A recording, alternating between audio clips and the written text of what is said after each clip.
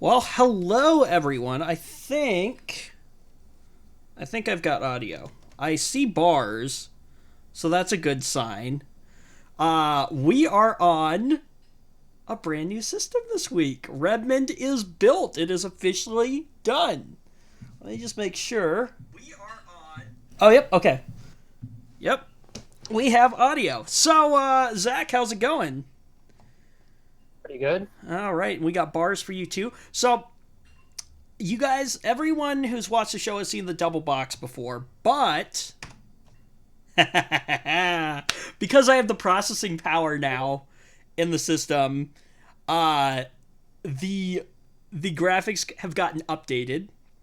They are animated now. So instead of having a static background, we have animated graphics now, which is really really cool. So it just adds that little extra to the show. I think, you know what I mean. Fancy. I know, right? Now that I actually have the ability to do that. Why is so I was telling Zach that now Photoshop is just being dumb. So hang on. So I made a graphic, right? And I'm trying to get it to okay. Hang on. I think we can just do this. Let's see here. Um okay. Maximum. There we go. Now I've got my graphic. Okay. I'm like trying to get the graphic like exported out of Photoshop, and Photoshop was being dumb. It didn't want to give me the export options. So, anyways, all right. So I was telling Zach, I've got like 50. Well, I don't have 50 programs, but I've got Chrome open, which loves memory. I've got Firefox open, which also loves memory. Slack is open on here just because. OBS, of course, and then I have Photoshop open too. And I wasn't even like using. Well, you guessed I was using like half the processor. We were only sitting at like 4%. So, this is weird to have a system that's this powerful because I don't know what to do with it. Like, legit. I I don't know what. think, I speaking of, I think that I could use An an upgrade? update, but An update? Well, okay, so here we go, real quick. So, I'm going to pop this in here for you. So this is the graphic that I'm looking at right now, and we're gonna take a look at this real quick here. So if I can find the right keys here. So this is Redmond build right here. So this is the new system that I built. It's called Redmond. Is the name I went with. It is a AMD Ryzen 7 2700X system. That's what we're running for the processor at 3.7 gigahertz. I've got 16 gigabytes of 3200 megahertz DDR4 RAM. I think we had slightly higher RAM in the original build list, but I'll get to that in a moment. I'm running a GeForce GTX 1060 at 6 gigabytes. There's a 512 gigabyte SSD. That's the boot drive in here, and it's gonna be in here. It's not in here yet, but a 1 terabyte just storage drive. I just haven't put it in the new system yet. I don't know because these are prices that came out of PC Part Picker. But they have the build at. Oh, I was gonna make you guess, but you have the graphics, so that won't work. $1,175.55 is what they've got for a price on here. Now, a few things that I found out when building a computer. First, um, full tower cases are freaking huge. I thought you knew that, or else I would have told you. Don't No, buy a full tower, no. So, or yeah. else unless you want a absolute monster case. Yes, this is an absolute monster case. I tell you though, okay, you know what? It might not have been a super bad thing. Uh, and so I was reading the reviews on the case, right? And so the main reason Yeah. I picked the case that I picked, which is the what is this? This is the Corsair 750D ATX full tower case. The reason I picked it was more the aesthetics than anything. I really liked just the clean look of it. Um, and it's got a giant like side panel window in it, but I'm almost thinking of contacting Corsair and seeing if I can just get a flat panel for the other side. It's kind of cool to be Sure. it's cool to be able to look Google in it. and things like that, but like I kind of don't care.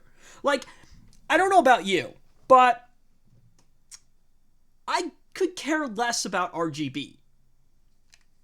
Yeah, I don't care for RGB I really either. could care But I less think about that RGB. a window done right does improve the look. Well, okay, so cable management is not a thing right now because I wanted to get the system up the other day. So I just kind of crudely threw all the wires in and hooked everything up. So I have to go back through at some point and like actually cable manage it. So Yeah, that would probably be a good thing to do. so first off, yeah, if you're building a system, don't buy a full tower case, buy a mid tower case.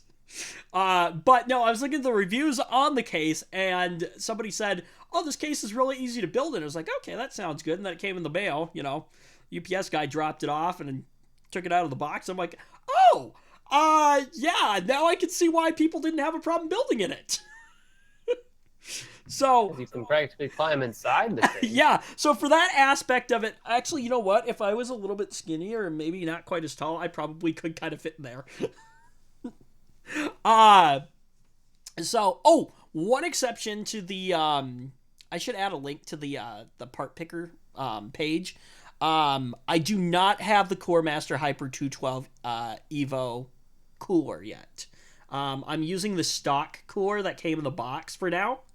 But I will be ordering Believe it or not, an actual cooler. that cooler is actually fine. Well, okay, so that's it's what not you trash like the Intel one. that's They what say it's pretty good. that's what you say, right? That's based on just rumors and things Okay. that I've heard, though. I will have no say idea it's what not it is. and maybe I just didn't read the directions correctly, but it's not a super tight fit. Don't There's, know about that. Never actually yeah, there's a used little one. there's a little wiggle in there. But for now it's working, the system is up, and that's kind of what I cared about. So, I think it was it last Saturday? Yeah. So it would have been Saturday, right? Was it last Saturday? No. Friday. Friday, the processor came in the mail, because I had to order that. So that came in, right? And I was like, well, what else do I need? I needed a motherboard, and I needed memory. And I was like, you know what? Best Buy is actually starting to get into the game of like actually carrying like hardware. And so like our Best Buy here in town has motherboards and they have memory. They've always had memory. But I was like, I can get those two things at Best Buy. So I popped down there, picked up motherboard and picked up the memory, brought everything back, built it outside of the case and everything like that. And so what I found out, because my monitors don't actually have like DisplayPort or HDMI on them, I know, super sad. So what I had to do is I have like a HDMI to VGA adapter. So I plugged that in, right? So load up the system, and because I get everything installed and everything, I'm loading up the system. It's taking a few minutes.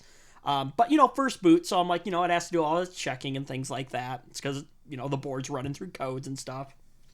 And then I don't see the screen like pop up. So I'm like, ugh, okay, what's wrong? So I look at the display. And I go look for the Q code, right? I think they call it a Q code or whatever. So it's like, first off, I'm reading it upside down. So I'm entering the wrong thing into Google. So that didn't help. I had that problem too when I first built my computer. I did that. So that didn't help. So the code that I was supposed to be reading was RAM not working, but I think I read something that's completely right. different. Don't two of your like DIMMs not like DIMM slots not work or something like that on your board? I never got to the bottom of it. I actually never got to the bottom of it. So they are running in single channel because all I did was switch the slot and it worked, and I was like, screw it, we're done now. So, and you've never like tried to like mess with it? You just I've kind never of left messed it? with it. No, I leave it alone because that's how it works. It's just like, well, it works now, so It let's works just now, not, so let's not look touch at it. let's just not look at it funny, or else it might stop working. You know? And that's So just not something I'm right. dealing with. So anyway, so Perhaps that would warrant an RMA, but fingers crossed, 2.5 years it's going. well, no, okay, but is your board even under? Your board's not under warranty anymore, is it? I'm sure it's not. I'm just saying that for 2.5 years, it's not had any problems besides that. So, well, that's good. Okay, So, yeah, so it turns out. but back then, it probably would have warranted a. I think that's what I told you. I was like, why didn't you just RMA the board? You're like, I just wanted to get the system up and running. Dude, I'd spent so many hours trying to make this thing work. Really? I didn't want to. Okay, it. so I didn't want to hear it. Did you do the classic? Well, okay, hang on, because I have to put this in context, because you had never built a system, let alone you'd never like really taken one apart before, had you? Well, no, I have never built my own, but I'd worked in systems before. Oh, okay. So like you knew the But components that was and things like that. I've built several since then, and I have always checked to make sure the RAM is in all. So you know what? I never did it. Well, no. So the question I was going to ask was how long did it take you to build your system? And was this the first system that you built, right? It was. It took like 2 or 3 hours. 3 hours? Yeah. It took me like half an hour. Quite a lot of time. It took me like half an hour. What, about an hour? No, it took me like half an hour to like put mine. Half an hour? Yeah. Oh, wow, that's awfully quick. Well, you're working in a enormous case. Well, that's also true, and I didn't cable manage. But also, like, I spent quite a lot of time, like, basically doing things in the wrong order and then having to back. Oh, okay. And also fiddling with that stupid cooler, that 212 Evo. Oh, that's a good point. Cooler.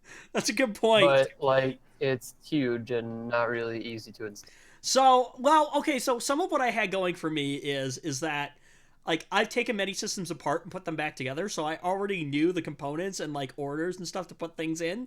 So, like, actually popping everything into the board only took me, like, 5-10 minutes? And then the longest part was trying to figure out why I didn't have a screen, because, like I said, the display, or the little adapter was not playing nice with the monitor and the graphics card. As soon as I took an HDMI cable and hooked it up to the TV that's behind me, I saw the screen pop up. Which is when I also found out that I had the CPU header, or the fan cooler header plugged into the wrong thing. Or the wrong, so the last system that I built was not in a full tower. It was in a mid tower, but it took me about an hour, maybe give or take a little bit. Okay. So, I don't know. So, I've improved a bit. And actually, a good bit of that time, like maybe 15 minutes or so, I spent trying to figure out how to mount a 2.5-inch drive. Because it was done in the stupidest way I've ever seen. It was like, they had this strange mechanism of basically attaching it to the back, to like behind the motherboard panel. It was so weird. Okay, so my case here has like 4 slots for like 2.5-inch SSDs. Yeah. And like there's little carriages that pop out, and you just like slide the drive in there, and then it like clicks in, and then you kind of like put 2 little like feet in, and then you push it back in, it like clicks in. And those are actually behind. You have to open the other side of the case to get to those. And then this case came with what, like 8 drive bays for like actual like hard drives. I kid you not. There's like 8 drive bay slots on here. So my case has 4. Well, mine has 4 in it now. Mine is not a full tower, though. That is true. So. Well, mine has 4 now because the nice thing about this case is it's modular. So I actually took out the other set of hard drive, like bays or whatever. I just like took 4 screws out of the bottom, and then the whole thing just lifted up. So it was actually pretty easy. And I'm sure that this board has an NVMe slot in it somewhere. I just haven't found it yet. I haven't honestly looked that hard. So I actually went with a Crosshair. Oh goodness, help me out with Roman numerals. VI 6. Is that 6? So Crosshair Yeah, 6 36. Hero ATM or ATX AM4 motherboard. Oh, are you looking at the parts list? No, I just remember. Oh. What do you mean you remember? That's not the board we originally picked. You sent me a picture of it. Did I? Oh, yeah, that's right. That's right. I did. Yep, I forgot about that. Samsung 850 Evo in here. Oh, you know what? I have 512 on that graphic. It's actually only 500 gigs. The PMY, no, SanDisk that I have in the in my MacBook Pro is actually a 512. That's what that one is. So, confuse the sizes up a little bit. But anyways, so yeah, I've been happy with it. Oh, I re-rendered. I made some updates to the Tech Beam intro yesterday in After Effects, and then exported it out through Media Encoder. And exporting it out took all of but a minute. How long would it normally take you to do that? With the other system, maybe 10 minutes. Oh no. Right. So, and I was using the GPU to encode it too. So, yeah, it did not take long, which is really nice. The sad part is I could probably open like After Effects right now and Media Encoder and like encode something with the stream Will still not going. have any effect on what you're doing right now. I know, right? Like I said, I don't know what to do with all this power. Like, I really don't. So. You know what I want more than anything? I want some more cores. Oh yeah. want some more Hey cores. Zach, how you liking your what 4 cores or do you have 6? 4. How you liking your 4 cores. How you liking your 4 cores over there, Zach? I mean, they do the job, but not. They're looking a little long in the tooth. Yeah. I'm sitting on 8 right now. It's pretty sweet. I know. I'm aware. It's pretty sweet. I love this right now. Like, Zach used to be able to give me crap about my toaster of a system. Now I get to give you crap about your toaster of a system, except for on the graphics side, because you kind of beat me there. But, like, on the core count, like, I totally have you right now. So. Not by much, except for in the CPU department. Yeah. CPU department. The CPU is a freaking beast. So, yeah. I like, what are we sitting at right now? We're sitting at like 5% for the CPU, which is like nothing. CPU is just sitting over here like, that all you got for me? Yeah, for right now. Something you might want to consider, although I don't know much about it, is rendering things on your CPU because it is said to have higher quality. Yeah, what were the Although it will take longer. Yeah, well, because CPUs are just not as good at that. But well, they I think are you good can. at quality. You might be able to use a combination. What did we get in Cinebench yesterday? So you got like 1700 or something. Yeah, 1726. That's a good. And that was for CPU. So. Huh? That was on the 1726. Yep. Yep, on go. the CPU. What is CB? What My is it? score is around 1,000. That's just their units. Oh, okay. So yeah, 1726, which I was actually really surprised. And everything. Like I said, I don't know what to do with all the power. I'll have to figure something out. But yeah, you will not need to replace anything for quite some time. Well, okay, remember, I wanted Redmond to primarily be a content creation system, and that's exactly what the system's going to be used for. After Effects, Premiere Pro, maybe some Blender stuff. I'm not good at 3D modeling, so. But if I want to render things out, I can certainly do it. Much quicker than I would have been able to with the old system. So, anyway, but so real quick, what are you thinking when you do upgrade, Zach? Do you have a parts list? What do you mean? Do you have parts for me? Yeah, do you have a upgrade? parts list in mind? No. It would depend on my budget, but I think I would probably insist on a 2700X. Okay, so you're gonna do not a Redmond build, a Ryzen build. Yeah, definitely. So, I've got Intel are just not there right now with the performance per dollar. yeah.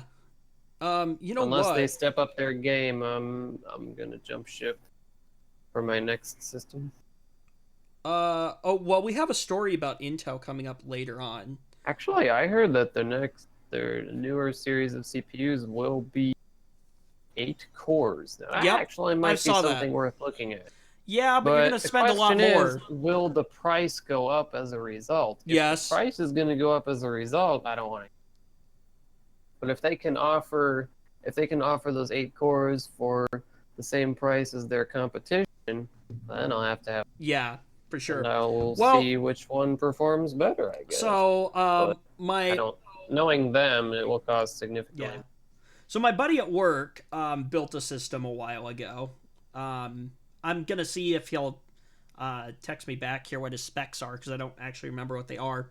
But he's a big like Intel fanboy, and I was just Really? talking to him about like my system and how well because he's the same way as me. I was an Intel fanboy because anytime I'd ever used an AMD CPU, like a system with an AMD CPU, it was Yeah, it always a was really just low probably a quality, crummy 10-year-old CPU. toaster laptop. Yeah, That's it was always a gonna happen. really They're really innovative. crummy, low powered CPU, and I always had better luck with Intel stuff, and so I just kind of gravitated towards it because it was always better. So when you presented the idea of doing a Ryzen AMD build to me, remember there was a little hesitation. Do you remember? Yep. And then you Well, said, how do you feel about it now? "Oh my gosh, this thing is awesome!" And that's what I'm trying I to. do. That's what I'm trying to convince my friend. Totally fine. Yeah, that's what I'm trying to convince my my buddy at work is like huge Intel fan, same thing as me, and I'm like, dude, price to performance and things like that. Sure, like Intel probably has a little bit faster or like higher IPC than like AMD, but Actually, the gap is closing fast. is it really? The gap is closing fast, and so is the clock speed gap. So, well, so I was looking at, I don't know if they were official specs or rumored specs, but the 90, I think it's the 9900. I'm reading that article right now. Yeah, the actually. 9900X. Don't give anything away. And I am not liking what I'm I reading. know. That Don't give anything. is Okay, lame-o stuff. everyone is going to be super confused, but that's kind of bullcrap. I have to say It right is. now. That's So we'll get to that in a bit. But stupid. like the 9900K, is that what it is? I think the i9 processor is going to be the 8 cores, 8 threads, and I already looked at the clock speeds. They're actually lower than mine. So Yeah, Not but by the much. turbo is much higher. that is true. The boost clock is much higher. That is true. But see, I was looking at something that said like half core. It was like parentheses half core for that boost. So I don't know what that means. So you might have to do some Half digging. core? I mean, it will probably boost that high on 1 core. But Oh, okay, so maybe that's what it meant. So it looks like it's going to boost to that on a half a core, I guess, maybe. you don't just do that on half a core. You do Well, it on 1 core. That's what it said in the thing. So, you know what? While we're going through other topics, do a little research on me. See if you can find actual specs for me. And then if you can, send them my way so we have something we can pop up on the screen when we talk about that. Anyway, we're getting into topics for this week. Do you like movies, Zach? You a big movie buff or not? I am not. No.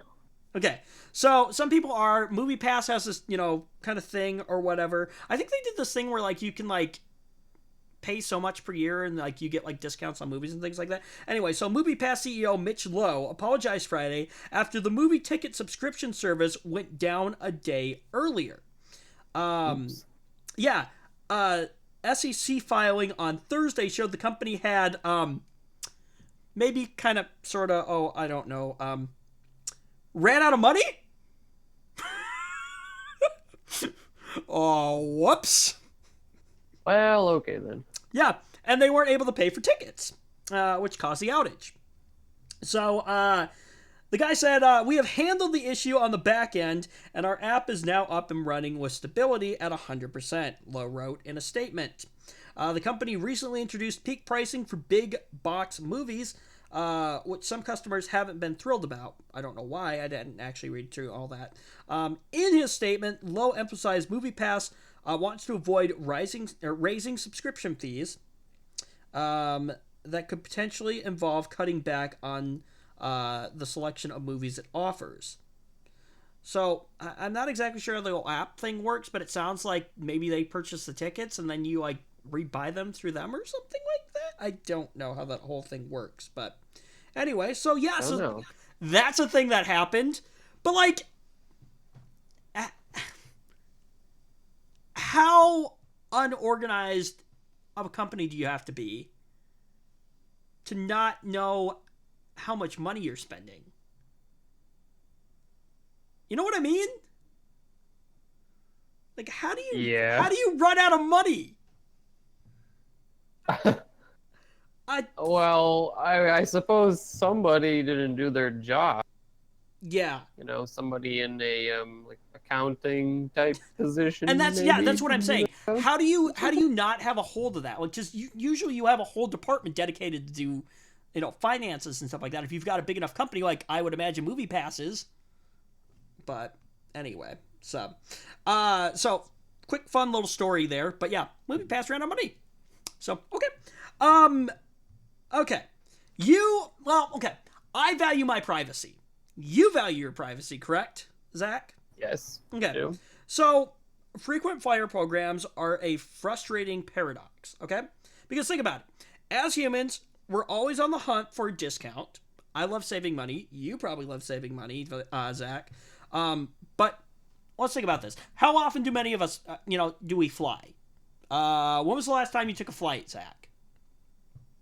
4 years ago, maybe. And for me, it was probably a year ago, right? So some people, maybe once every 3 months. If you're a traveling business person, obviously that's a little bit higher. But for most people, it's not that often. So for the most part, we spend far more time traveling in a car or bus, on a bike, or on foot. So to the right kind of mind, that sounds like an opportunity. Okay? Which is why a new Silicon Valley startup called Miles has built a rewards program for all these other modes of transportation. But here's the cost. You have to let Miles follow you everywhere. You have to what?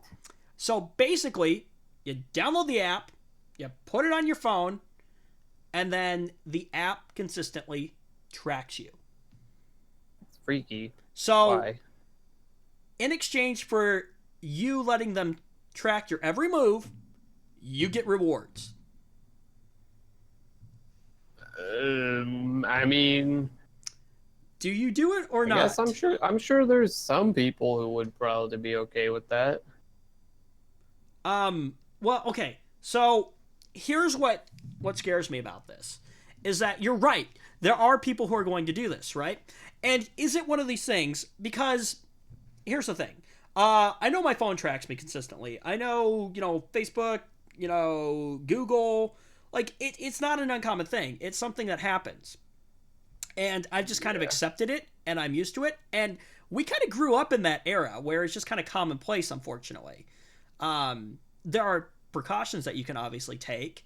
But here's what I'm thinking is, are we at a point now, and this is what scares me, are we at the point now where we value material objects and saving money so much that we are willing to give up our privacy? Because it's just kind of something I'm that sure we assume some people are. Is already happening. Some people probably don't even know what this thing is doing. Exactly. And that's the other scary thing too, right? So I think it was like last Tuesday they launched the app on iOS. They're launching one on Android soon.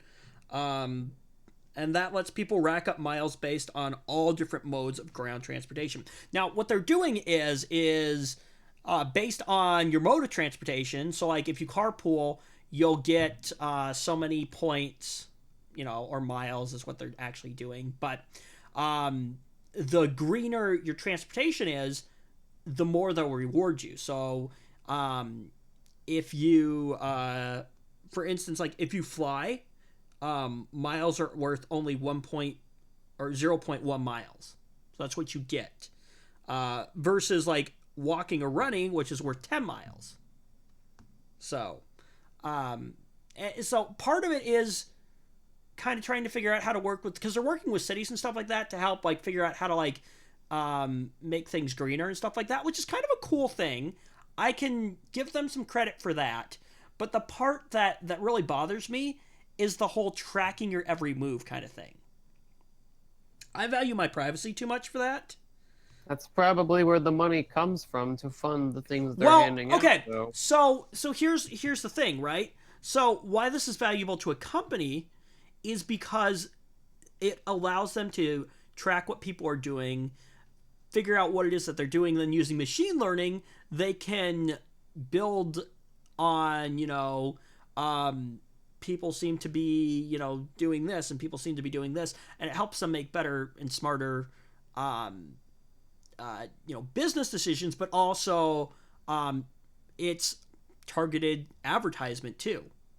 So they're talking like, instead of maybe like, so let's say like you get a reward for Starbucks or whatever for like a free drink, all right? And so they're going to do this thing where like you have to get so many points, right? But then they're also integrating in like challenges as well. And that's where like cities come in and things like that. So like a city doesn't necessarily have like discounts to be able to give out, but let's say, the app notices that you carpool a lot. What the app might do is suggest that you use public transportation, 5 times in a week or whatever. And then when you complete that challenge, then you automatically get a reward. So I think in that case, it's kind of a cool thing where, because I don't know what you think. I think AI is neat, and I think in some ways it can be beneficial. But at the same time, I feel like there needs to be a balance between, it being used for good and then, like, the whole privacy thing, too. You know what I mean? Yeah. So.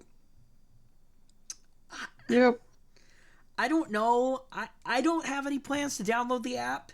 I don't need an app tracking where I'm going. Now, I should mention this. You have the option of turning on, turning off, tracking all the time.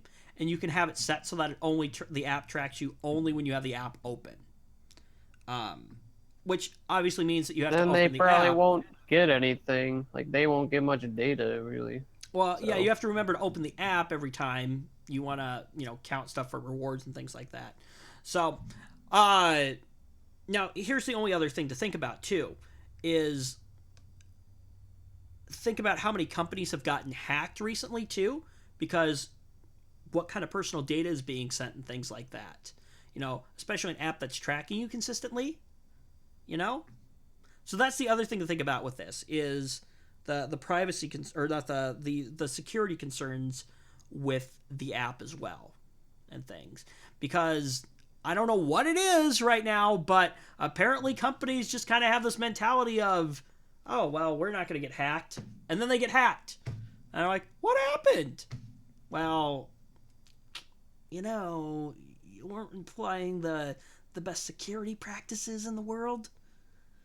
Like, it's almost like you had it coming. Yeah. Mm-hmm. Yeah. You've said it before. Security by obscurity doesn't work. Does not work. Does not work. That's fake. So, yeah. I don't know. I really just don't know. But no, I would not let an app track me. I wouldn't. And I don't know why anyone would. I miss my iPhone for one particular reason.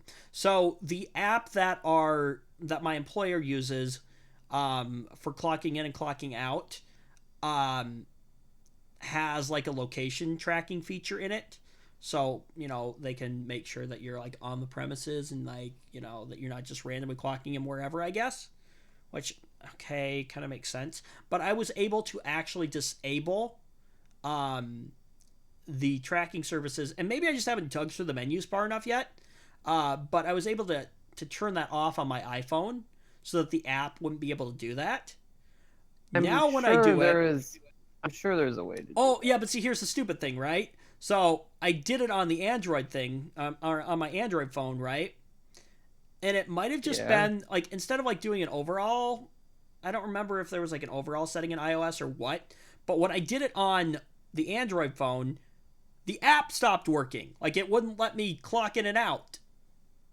It You literally. could. Here's the other way to do that is if you're having trouble with that, you can spoof your location and then do whatever you want. I don't care that much. It's just the fact that, like, again, I value my privacy. It's like, no, I don't Well, need yeah. an I app mean, tracking where I'm that's at. what I would do. I would just spoof the location to the one place it wants you to be all the time, and then it will just think you're there all the time. Like even if you're not planning on trying to circumvent the system, No, you can and that's, spoof the location so it doesn't know where you are when you're yeah, not there. it's not to circumvent the app at Right. all. Yeah, I understand that. I'm just You saying know, that spoofing the location would still well, accomplish yeah, the yeah, I same get what you're thing. saying, and I'm saying that I wouldn't want to do it for the purpose of being able to clock in whenever. It's just Right. I don't need I don't want an app tracking where I am. Why? Why? Although I Why do does it find need to it track funny where that I they am? think that would actually stop somebody from doing something like that. Well, Like, okay. someone could very easily spoof their location and clock Think in. about it. Okay, but see, here's the thing. You have to remember, we're power users. Think about the average user. Right. I always remember that. It's just funny how much is available to us that people just don't seem to know is even. So Michael must have been watching. By the way, we brought on a new member of the team. One of our buddies from college, Michael, as a lead technician. We're gonna try to delve into like repair and stuff like that. It's very slow, but I brought Michael on to help with that. He left a message. He must have been watching earlier. He says Intel all the way. Does he really say that? Why would he Yeah. say that? Intel fanboy. Does he really? What? Get out of here. Well, okay. How about, you know what? You know what?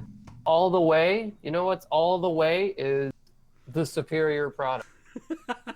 No matter who makes it. This is true. This is true. Well, okay. So here's what I support the superior product. I was thinking no matter who this, makes right? It could be some no-name company that makes it. If it's provably good, then Yeah, for sure. Here's what I was thinking was like, and you can tell me if you agree or disagree, but like AMD is kind of becoming the new Intel, and Intel is slowly becoming AMD. what are you talking about with the reputation? Well, like in terms of like the quality, but yeah, you're kind of right. Like Intel is slipping behind AMD right now. I don't know. I suppose I don't know if they have yet. Like they have been pulling more cores out to keep themselves relevant. But at the same time, especially with the thing that we're going to talk about, they're on track to be surpassed very easily. Oh yes, like yeah, we'll get into that in a moment because that's going to be a heated discussion. There's actually, I could go on about this, but there's actually more reasons for them to be, on the way down, kind of. Obviously, Intel as a company is not going anywhere. Well, we'll have a story on that, so hold those thoughts. Because right now what we need to do is talk about Microsoft. So do we really? Yes. You might actually like this. So Microsoft is kind of doing something good here. It's like a halfway for me, and it'll be a halfway for you, but at least it's a step in the right direction, right? So let's talk about Windows 10. Okay, there's something that happens in Windows 10 that happens automatically. What am I talking about, Zach? Yeah, my favorite thing, updates. Exactly, right? So one of the more frustrating aspects of Windows 10, that's an understatement, is the operating system's ability to start installing updates when you're in the middle of using it. Yeah. Because somebody not the greatest design decision. Somebody at Microsoft is like, I bet you people would really love it when their system just randomly reboots while they're using it. Well, they thought wrong because nobody wants that. No. Kind of like how nobody wanted the Force to upgrade to Windows 10? Yeah. Killing me here, Microsoft. Exactly. So, while Microsoft has tried to address the aggressive approach to updates with features to snooze installations, yeah, okay. I mean, it's kind of sort of something, but not really. Windows 10 users continue to complain that updates reboot devices when they're in use. Funny concept how that works. Oh, hey, I was in the middle of editing a video. My system just randomly got to restart. Now, I haven't experienced this problem, and you definitely haven't experienced this problem because you've turned off the update service. Well, I still often unlock my computer to find a giant blue pop-up covering all 3 of my screens telling me to update. Really? I have not seen one for a long time. I'm afraid of what's going to happen. I'm afraid of what's going to happen if I do. Like, I'm afraid that if I do, I'm going to lose what little control over it I still have. I don't want to do it. Well, I really don't want to do it. You're going to have to at some point. I know, and it kills me. But reacting to this feedback, Microsoft says it's aware of the issue. Really? You're just now aware of the issue? No. I think there's a difference between being aware of it and actually caring or being willing to do anything hang on. about it. Aware Microsoft or are completely aware. Aware. Microsoft probably were aware the moment they made the decision to do that. Oh, of course they decided that they did not care. They were just going to do it anyway. Of course, like, of course. They pulled an Apple. They're like, we know what you want. You don't know what you want. We know what you want, and you're going to get it. Of course. Exactly. You want Windows 10, and you're going to get it because we know that you want it, even though you said you didn't. You're going to have it, and you're going to.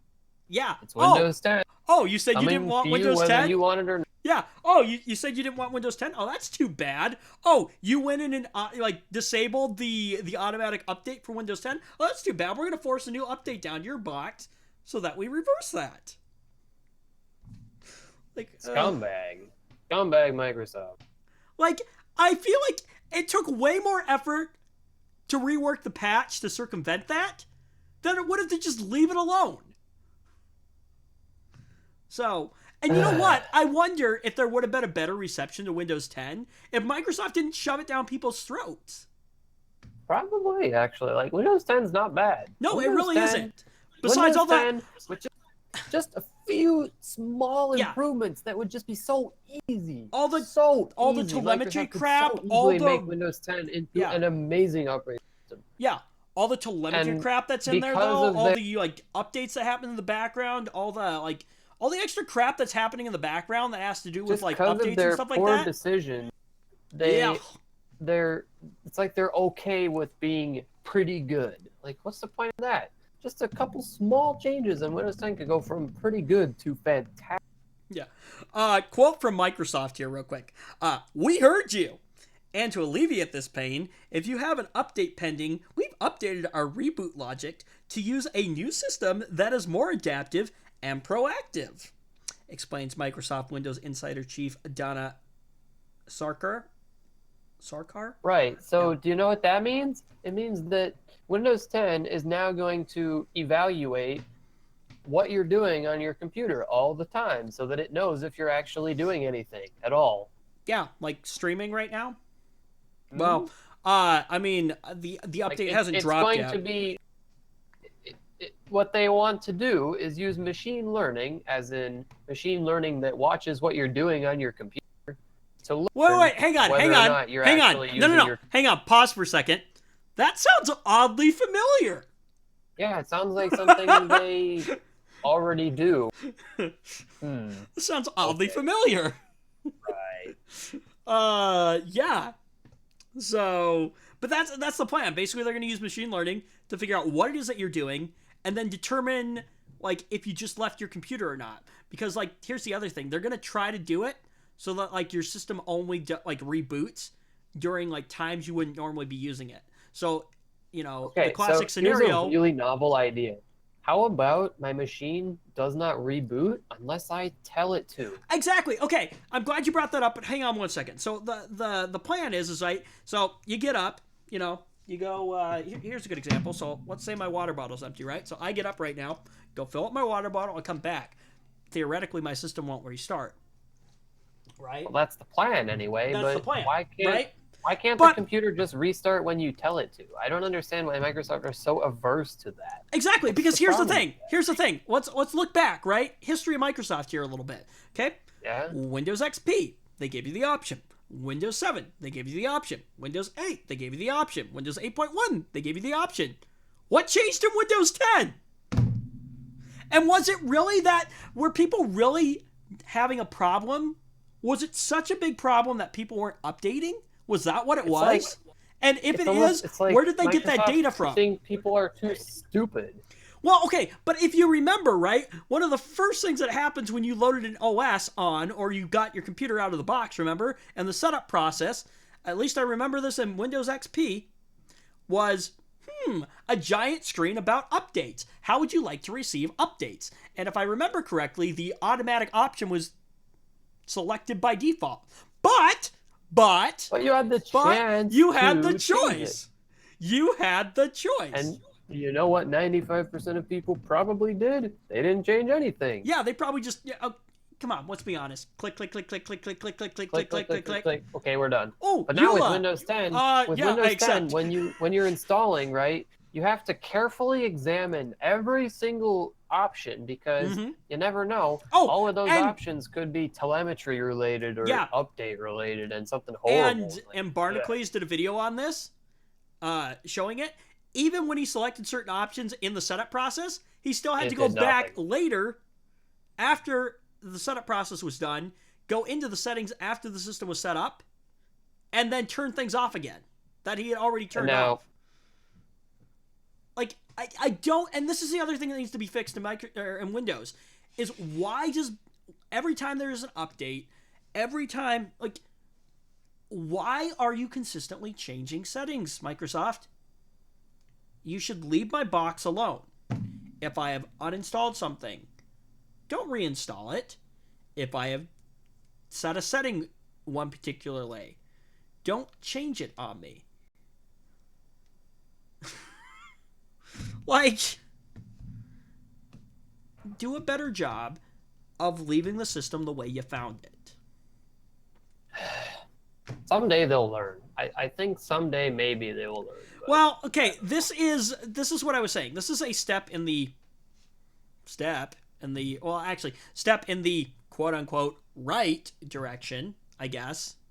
At least Microsoft is kind of is starting to get to this point where they're at least acknowledging that it's like they're kind people are of they're kind complaining. of getting there. they're slowly getting there. So we'll But see. I don't know. I feel like eventually, maybe if we're lucky, they might eventually one day cave on that Well, if enough people feature. complain, oh yeah. I think It's we just could see it. absurd that we even have to complain. Like Microsoft aren't stupid. They know people want that. I just would I be think curious for to know why they don't want to give it to us. Why can't we have? I think it still has Is to come. Microsoft losing all kinds of money if people aren't auto updating? I don't understand. I think some of it probably comes down to that mentality of Windows as a service. So they think they're trying to be It helpful. has to be, yeah. So they think they're Well, trying to be helpful. Some I of don't know it about probably that. comes down to wanting to have control over the systems. But again, like everything really, all of the problems go back to Microsoft's insistence on Windows as a service. Yes. Service. Mm-hmm. Not a standalone product, it's a service. Oh, Yeah. Okay. For sure. Exactly. But I don't know if anyone except Microsoft are even taking that seriously. Yeah.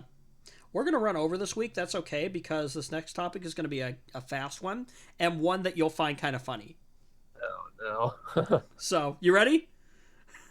so moving on.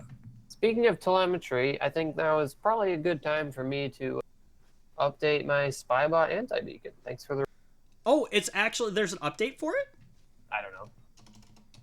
Oh, well, looks like I'm running an old version. Yeah, that's probably a good thing to update. All right, well, let's carry Really? on. Where did you, let's see, what version are you running? 1.6. I'm Quite running, old. yep, I'm running 1.62. Oh, new version found Time online to 2.2. update.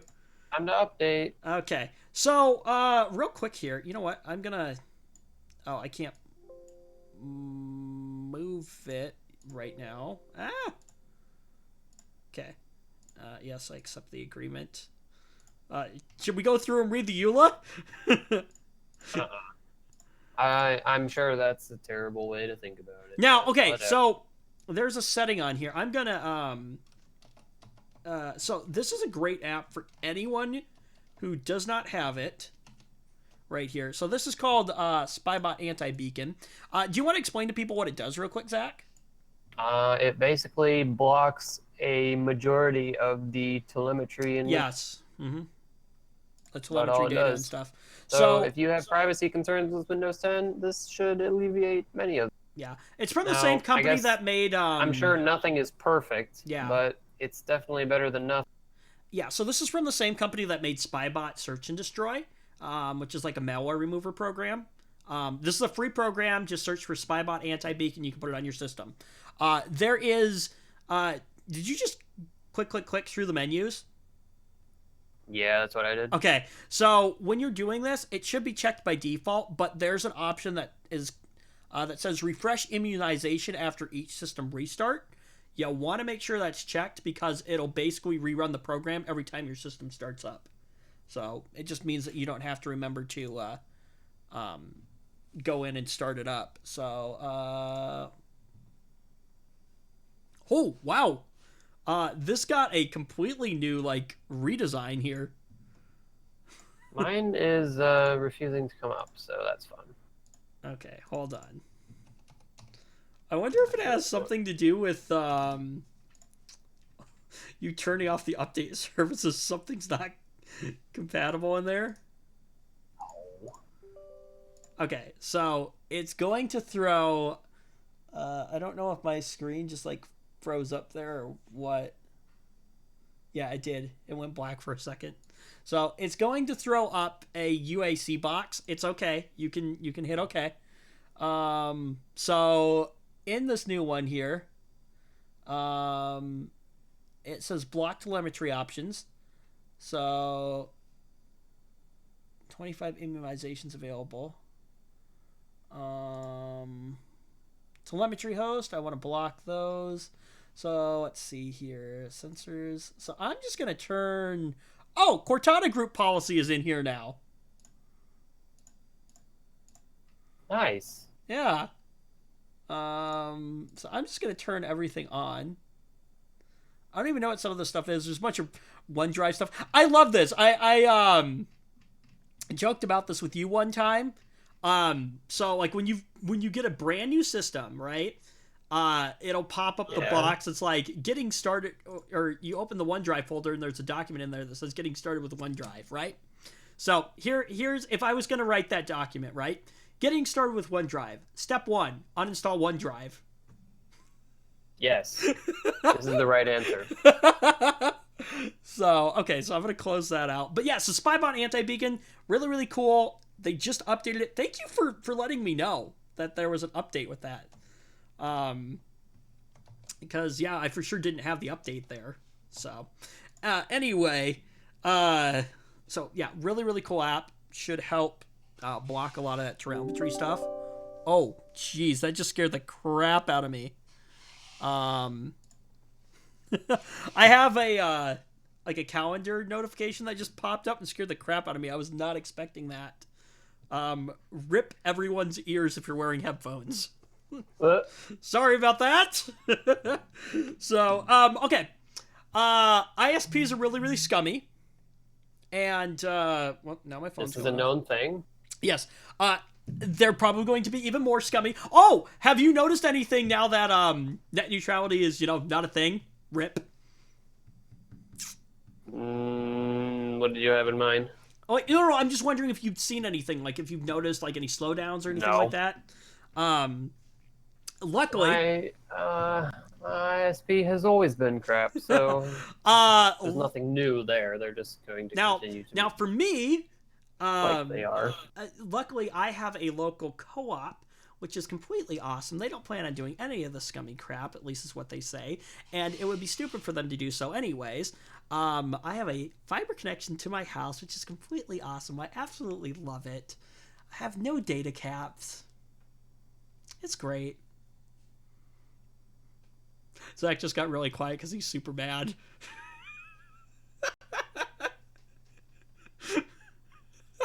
One of these days. One of these days. One of these days, Zach. One of these days, Zach will know what it's like to have a fiber connection to your house.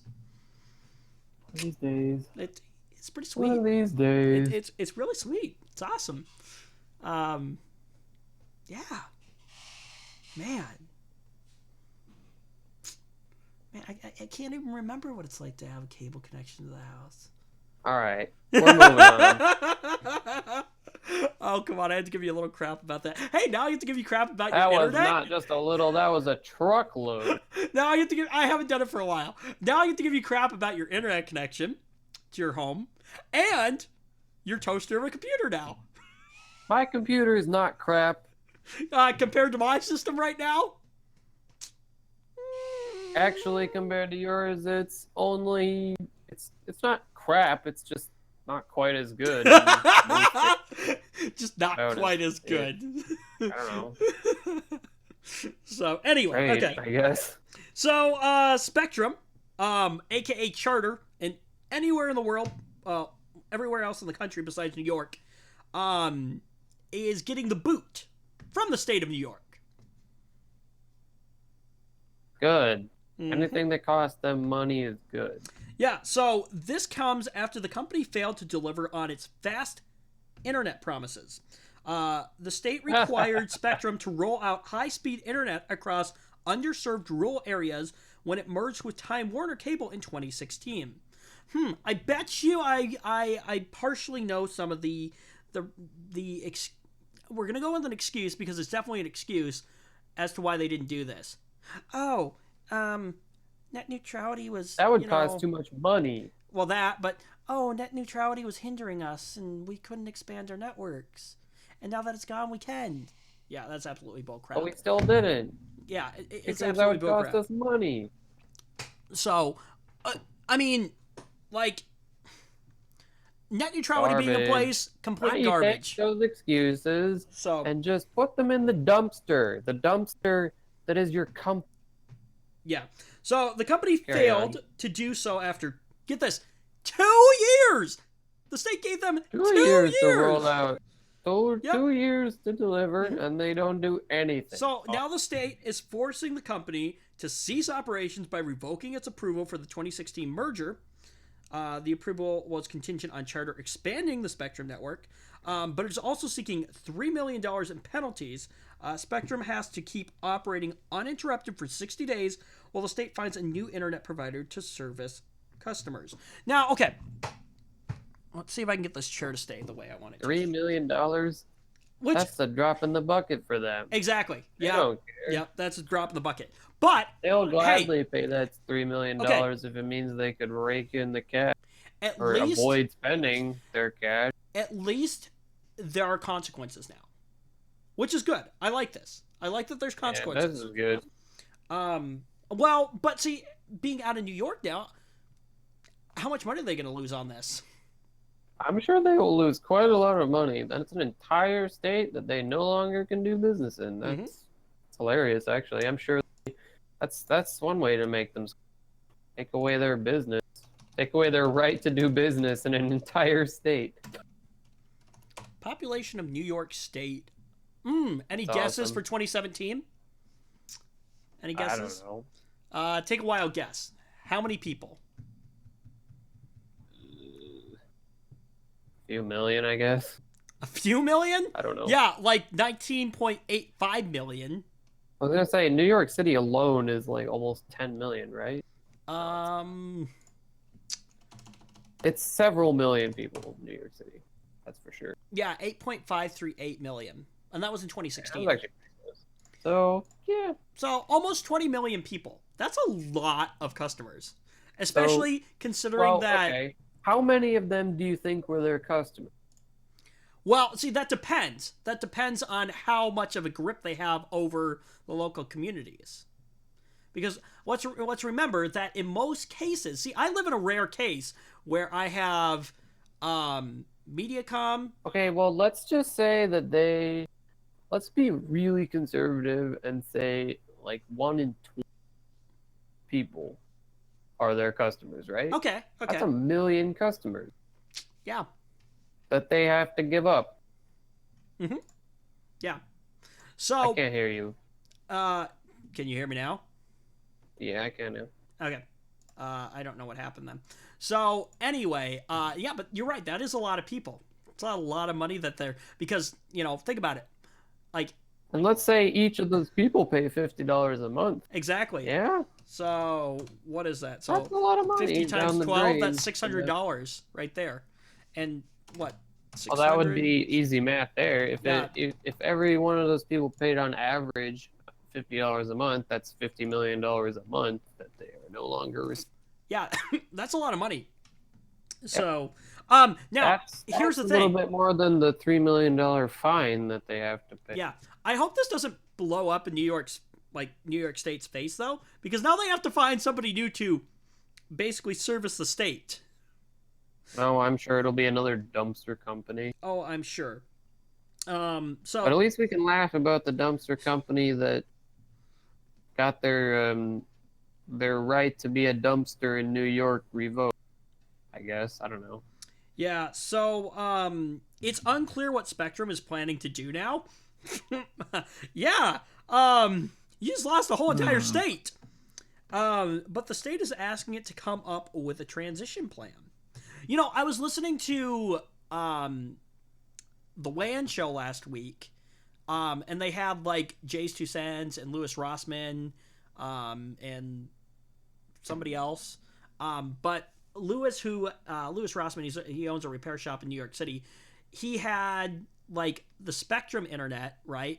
But then he also had like I think like Verizon satellite internet for when the Spectrum went down because it went down so much, just so he could like Oh my process credit God. cards. Or I think it might have been Verizon. He had another ISP though that was basically a backup one, so he could just process credit cards because the Spectrum one went down so much, and he was paying So like for a often, business yeah. connection like $300 or something a month. What a joke. Exactly. Yeah. Completely. So, let's see. I wonder actually if I can. I'm just curious to see. Well, it's probably different for. Let's see.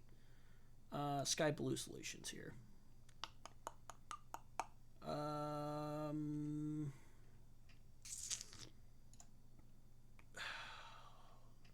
I don't know if I'm gonna find pricing information.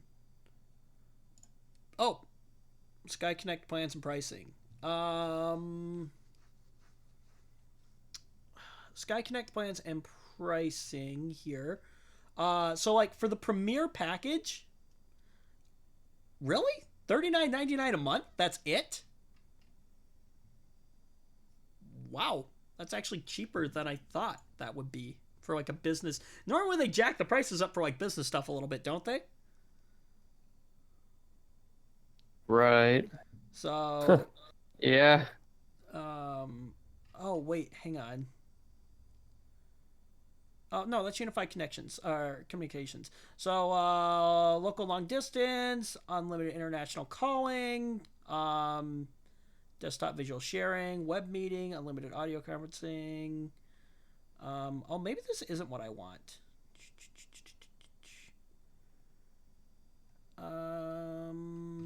I don't know. I was looking for data solutions. Let's even look at like the residential stuff real quick here. Okay. So, because I can get up to 1 gig, down and 500 megs up. That's what they offer. Yeah, I don't know if they have pricing on here. I think like we pay like $100 a month or something like that, or a little over $100 a month, but that's for internet, TV, and a landline. So, which, and it's a local co-op, so I can expect to spend a little bit more, I guess. But anyway, I don't think that's horrible. I don't know, compared to what other, companies have and things like that, but for sure, definitely the service and what we get is a lot better. So, anyway, but Spectrum issued a statement to The Verge that says it has extended the reach of our advanced broadband network to more than 86,000 New York homes and businesses since the merger. Now, New York expected the company to expand across an additional 145,000 homes and businesses. So they came up a little bit short. New York State Public Service Commissioner Chair John B. Rhodes said in a statement, Charter's noncompliance and disrespectful behavior towards New York State and its customers necessitates the action taken, seeking court-ordered penalties for its failures and revoking the Charter merger approval. So, anyway. But, yeah, so Charter got booted out of entire state. Kind of funny, isn't it? That's awesome. I love it. So, okay, on to our last major topic. And this one is going to be, I think we've got a little bit of discussion on this. We're going long this week. That's okay, because we have to talk about this. So, do you want to drop the bomb, or you want me to drop the bomb? Not really that much of a bomb. Well, it kind of is. It's bullcrap, but do you want to drop it, or do you want me to drop it? Go ahead. So, leaked benchmarks show Intel is dropping hyperthreading from i7 chips. I remember earlier when I said I would probably consider my when I decide to upgrade my system, I would probably consider my options if i7 will be 8 cores. Well, I basically no longer care if they're going to drop hyperthreading. That is an absolute joke. Exactly. So that is a waste of so much potential performance. Oh yeah. I get that now they're 8 physical cores, but what the heck? Seriously? Yeah. You can't have hyperthread? Seriously? Yeah. Why? Oh, that is so ridiculous. It is ridiculous. So Intel's naming scheme is super complex and things like that. And anyway, so for desktop processors, the i7 branding denotes chips with hyperthreading enabled, running 2 threads on each core. i5 branded parts have the same number of cores, but with hyperthreading disabled. Okay, this is, and maybe you could explain this to me, okay? Why is it that I understand Core i7 processors having hyperthreading, but why do Core i3 processors have hyperthreading and not Core i5 processors? They have even less cores. I don't know. Why don't you ask Intel? How does that make sense? Make sense, really. But when I read that, I was super puzzled. It's like, wait, okay, I understand your top of the line processors having seriously though, now they want you to invest in i9, which I still think is a stupid name. Okay, hang on. Let me ask you about this real quick. Hyperthreading. Yeah, okay, so let me ask you about this. Hang on. And the price is expected to be $450 to get that crap away from. Okay, so let me ask you this real quick, okay? So, do you think this is a publicity kind of stunt, or not publicity stunt, but a marketing stunt to basically push people to buy i9 processors? Well, it might. I don't know. Because you said you kind of said something that made me think of that. It could be. I sort of doubt it because I bet the like it's just gonna make people think poorly of your brand when you're taking away features from a product line. Basically, that's what they're doing, so that they can move that feature to the higher up product line that costs more money. Mm-hmm. They're basically taking away something that I said. So, I don't know if you can hear me, but you must be dropping packets left and right because, oh, fabulous. I can't hear Zach. Zach, if you can hear me, you are like complete robot. And now I think Zach just dropped out. Yeah, let's see here. Zach, can you still hear me?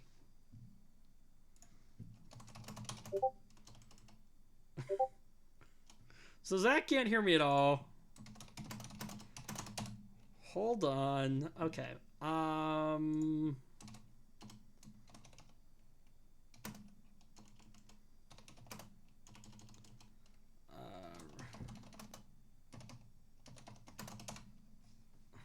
Okay. Let's see here. Hey!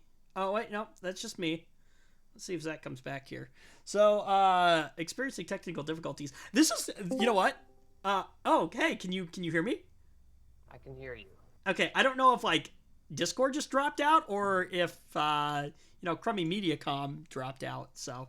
You know what? I think this is It one of the... definitely didn't, because I did not lose connection to anything else. Well, it could have been Discord then, so. And I'm pretty sure it's not on my end because I have good internet.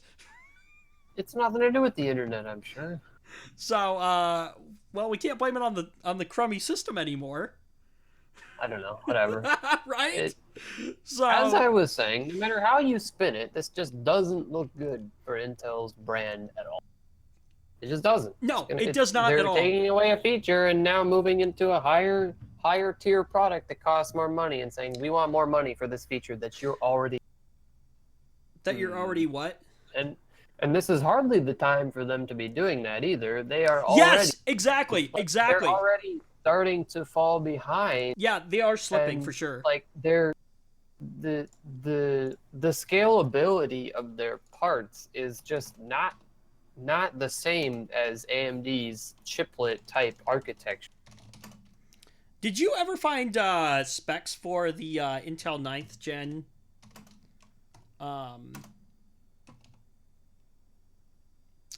Yeah, Intel 9th generation specs.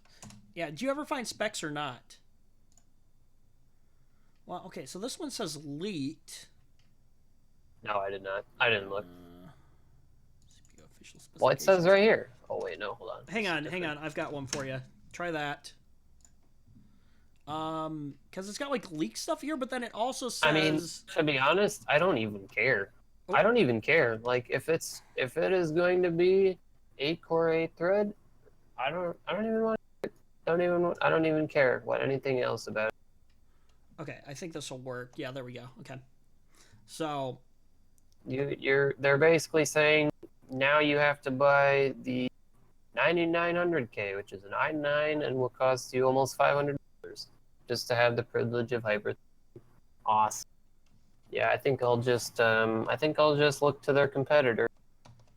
Yes, for sure. So here's what we got. Okay, so the Core i9 9900K. So that's the top of the line model that's coming out. It's a 14 nanometer chip.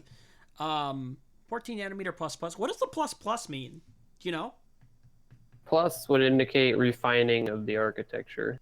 Oh, okay. But still on 14 nanometer. So 8 cores, 16 threads, 3.6 gigahertz. See, it's a whole 0.0 gigahertz slower than my processor because I'm running at 3.7. So, but not a huge deal. Yeah, do you see that right there? No, but the boost clock, like, okay, you can't look at the base clock. But that's what I said. Okay, always. So 5 gigahertz right there, half core. What does that even mean? I don't know. What does half core mean? I do not know. I don't even know what that means. I do not know. I guess you're right, but I have no idea what that even means.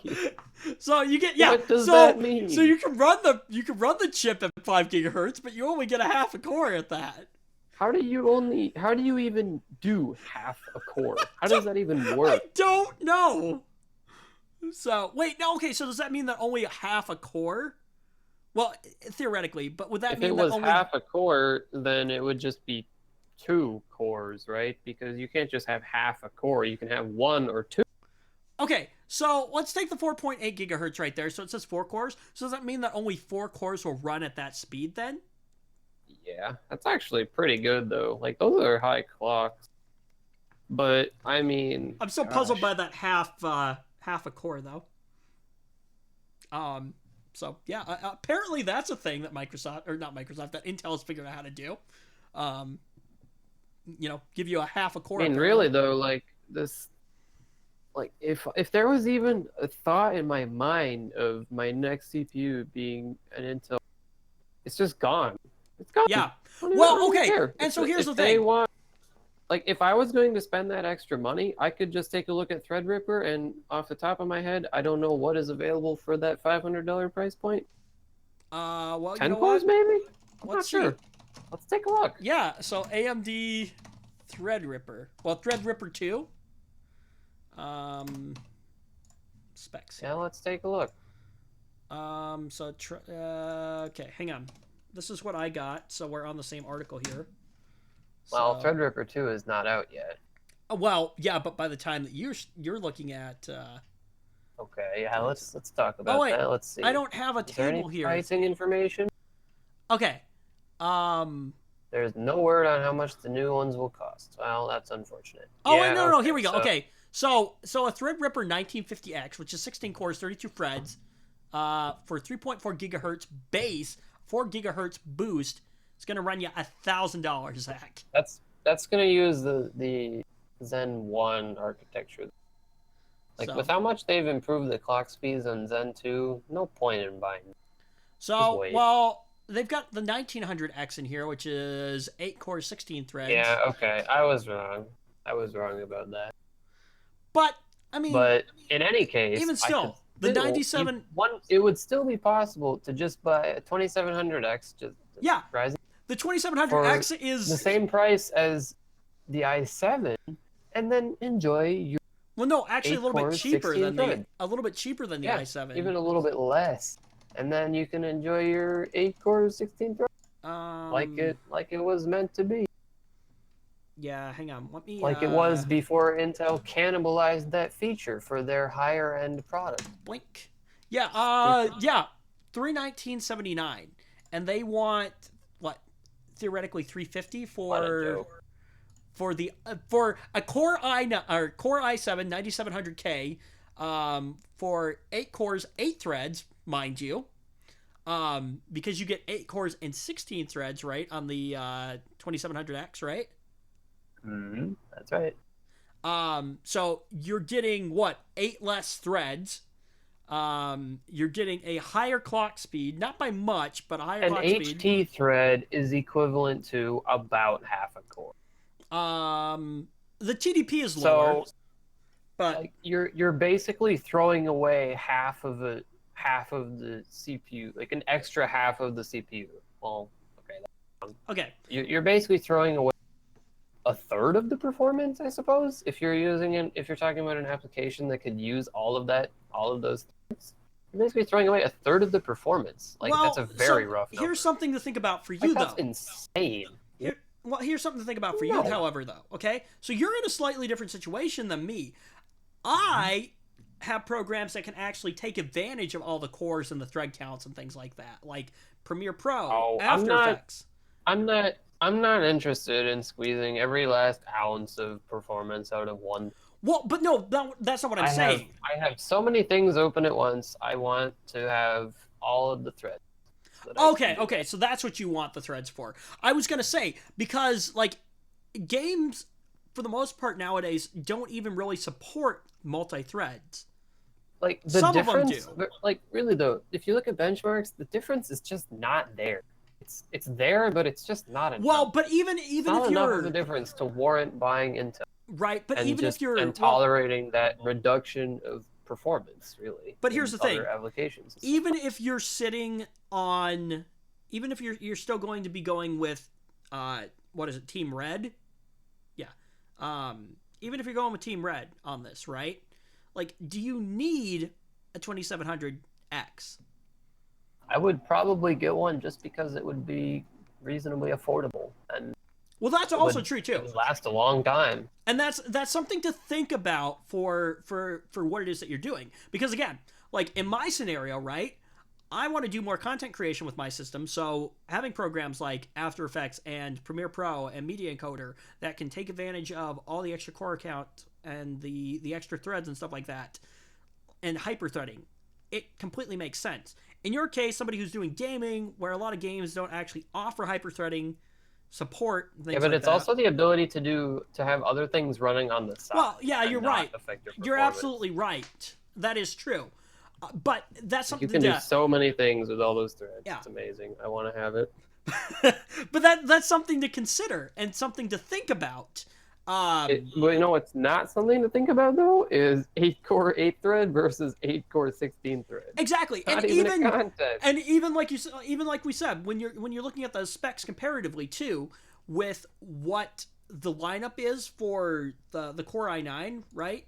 Because it's pretty close, but you're spending almost what $100 more or You have so. to spend over $100 extra just for the privilege of having hyperthreading. Exactly. Yeah, they Yeah. can take that 9700K, get it out of my sight. So Nope, not even that. and it's stuff like this. And I hope it sells very poorly, so they realize how bad of a decision that was. And here's the thing too, is like this makes me wonder what is Intel thinking with this? And where's Intel going? Especially in these current years of where AMD are, they're catching up. It's competition is happening, and now is the time that they choose to just ditch really good features from their high-end product line so that they can move it to their higher-end product line. Get out of here. Yeah. So, I mean, yeah, your TDP is a little bit lower. I don't know what the IPC is going to look like on these. But, like, again, for the price point, it just kind of makes sense to, switch over to AMD. And, Unless anything changes, I probably will. Yeah, exactly. Yeah. It's one of these things where you can be a complete fanboy like Michael was, but when it comes down to it and you're looking at the specs and things like that, and what it is that you're getting, like, and that's really what drove me to build a Ryzen system. You gotta think objectively about it. You gotta think objectively about it. And that's really, well, yeah. Just think, what is the superior product? You're right. This product, and that's what led me to build a Ryzen system, because once I started looking at more threads for the same amount of money. Exactly. Okay, this is probably a better product. Right. Well, but even now, right? That make the product, but you get the. But even right now, like, exactly, the price to performance completely at this point right now, without the nice gem processors being out, like, absolutely, I got a great deal on this.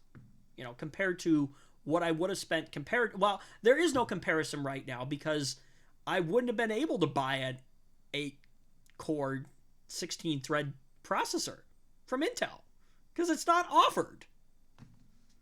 So, when I was looking at it, I'm getting, again, more cores, more threads for a cheaper price than what Intel is offering me right now. I can't complain with that. And, it just makes sense. So, but you're right. If you're thinking about building a system, and I'm sure you'll back me up on this, right? And that is, yeah, sure, you can go all out and buy, a 2700K, right? But think about what it is that you're actually doing with that system, because, like, in your case, you want the core thread counts to be able to have multiple other things open on the side, which is understandable. The thing is that, like, for that price, like, it will fit in the budget. It will fit in the budget. It will. So it's fine. But if you're working on a tight budget, and even if it's overkill for now, that's fine. It'll last me forever.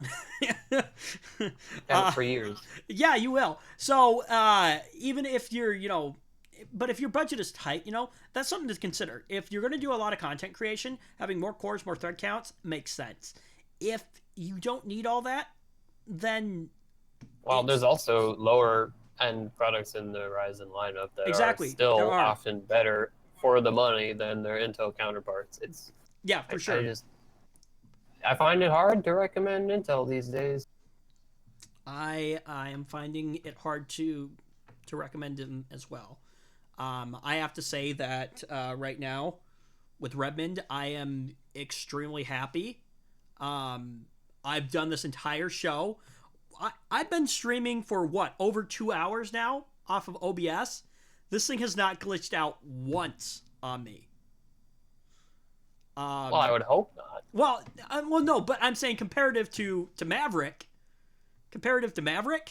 Like, this thing has not glitched out on me once, and I've been using multiple different graphics with an animated background this entire time.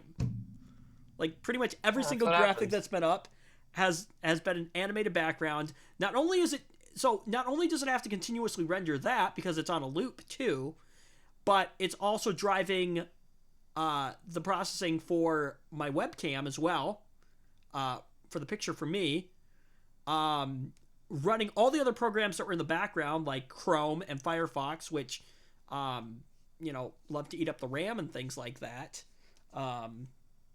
But I'm also encoding as well. Well, I'm not doing that on the CPU side. I'm actually doing that on the GPU side. But, I mean, I could render out on the GPU side, or the CPU side, and still be fine on the system. So, it's just, yeah, you're right. When we're looking at, prices and the comparison, things like that, AMD is really looking like a great option right now. So, anyway. But with that being said, any final thoughts, Zach? No. So with that said, we are going to end this episode of the RAM Show because we've gone super long. We only get an hour and a half. We normally do that, but we had some pretty good topics this week. Huh?